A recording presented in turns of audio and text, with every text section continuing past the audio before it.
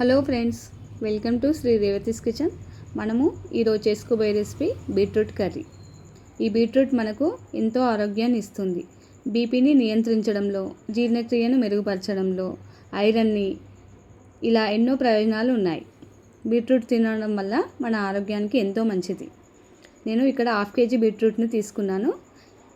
చివర్లను cut చేసి పొట్టు తీసుకోవాలి. ఇలా పొట్టు తీసుకొని ఒక్కొక్కటిని అన్నింటిని పొట్టు తీసుకోవాలి. పొట్టు తీసుకొని ముక్కలుగా కట్ చేసుకొని శుభ్రంగా కడిగి ఉంచుకోవాలి. ఇప్పుడు కర్రీ కోసం స్టవ్ ఆన్ చేసుకొని కుక్కర్ పెట్టుకొని తగినంత ఆయిల్ వేసుకొని ఆవాలు, జీలకర్ర వేసి ఒక మీడియం సైజ్ ఉల్లిపాయలని కూడా 2 ఉల్లిపాయలని కట్ చేసుకొని వేసుకోవాలి. ఒక 3 పచ్చిమిర్చి, తగినంత ఉప్పు, పసుపు, కరివేపాకును వేసి బాగా ఫ్రై చేయాలి.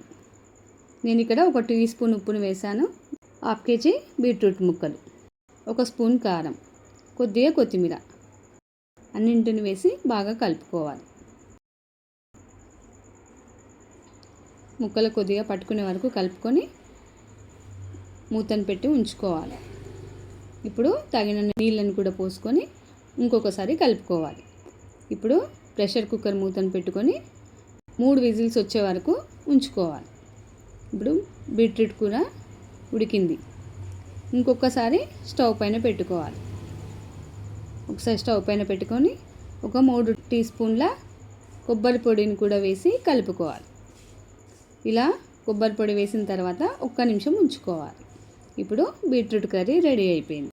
ఈ వీడియో మీకు నచ్చినట్లయితే లైక్ చేయండి, షేర్ చేయండి, సబ్స్క్రైబ్ చేయండి. Thank you for watching.